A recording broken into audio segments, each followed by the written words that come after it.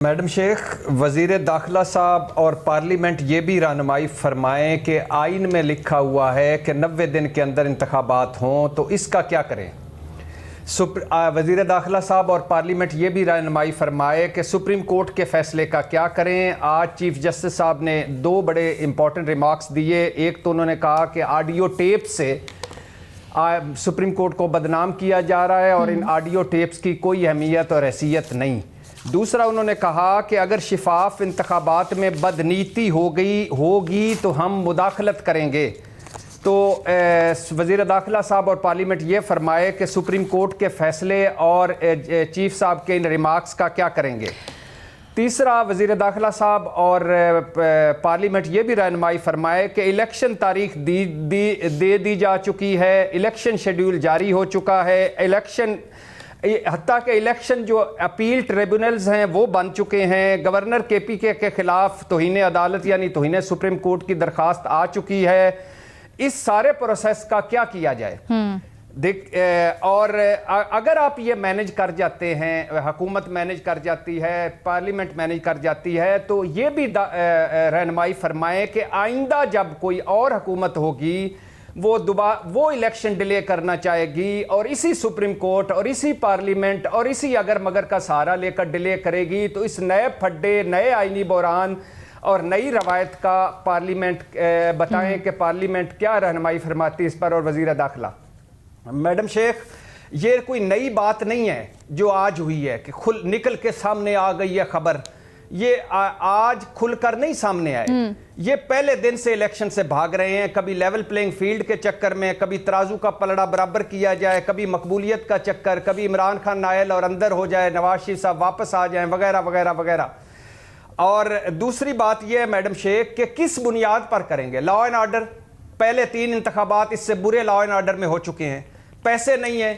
جب آٹا سبسڈی کے لیے 60 ارب دے سکتے ہیں، یوٹیلٹی سٹورز کو 5 ارب دے سکتے ہیں، تو 15 ارب۔ رانا صاحب نے 2-4 وجوہات بتائیں بھی سارے، ایک تو جو آپ کہہ رہے ہیں وہ، دوسرا انہوں نے یہ بھی کہا کیئر ٹیکر سیٹ اپ سے متعلق نا کہ ان کی رائے میں یہ نہیں درست ہوگا کہ اگر وفاق میں کسی اور کی حکومت ہوگی اور پھر صوبوں میں الیکشنز ہوں اور وائس ورسا۔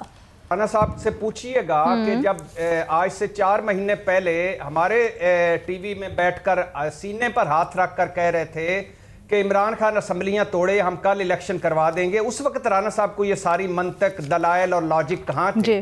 آج رانا صاحب کا نیا جنم کیوں ہوا؟ اس وقت رانا صاحب کہاں تھے؟ سر آپ کے جتنے بھی سوالات ہیں سارے اعتراضات بھی ختم ہو چکے ہیں۔ ہاں، آپ کی جو سارے سوالات ہیں اور ساری ریزرویشنز جو ہیں وہ اپنی جگہ بالکل درست ہیں، لیکن مجھے یہ بتائیے گا آخری بات۔ ٹھیک ہے جی سر، آپ کی ساری ریزرویشنز، آپ کی ساری آبزرویشنز اپنی جگہ بالکل درست ہیں، آپ نے جو سوال اٹھائے ہیں اس کو آگے جا کے ایڈریس بھی کرتے ہیں، بٹ ابھی مجھے تھوڑا سا یہ بتائیے گا، کیا آپ کو لگتا ہے پاکستان تحریک انصاف جو کہ اس وقت یہاں تک راضی ہو گئی ہے کہ چلے ہم سٹیک ہولڈرز کے ساتھ، جن کو وہ چور ڈاکو کہتے تھے، ان کے ساتھ بیٹھ کے آگے بات کرتے ہیں، جو کہ چلیں خوش آئند بات ہے، اچھی بات ہے، بیٹھنے کو تیار ہے، تو کیا وہ یہ بھی مان لیں گے کہ الیکشنز ایک ساتھ ہوں؟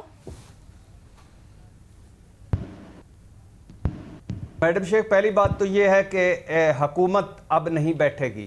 مان لیتے ہیں کہ عمران خان اور حکومت بیٹھ جاتے ہیں تو کوئی نتیجہ نہیں نکلے گا۔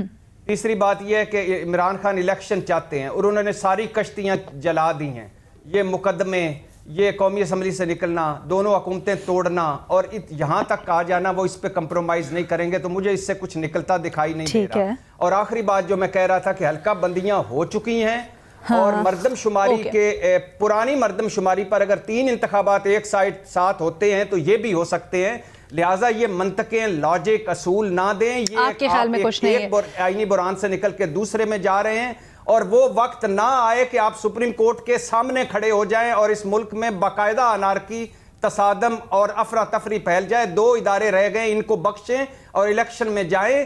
ہارنا جیتنا علیحدہ بات ہے، اگر آپ تھوڑے سے بھی آپ کے خیال میں بالکل درست تجویز نہیں ہے یا بالکل درست رائے نہیں ہے، الگ الگ عزت دیں، ابھی جس طرح ہے، اوکے سر، ووٹ کو عزت دیں۔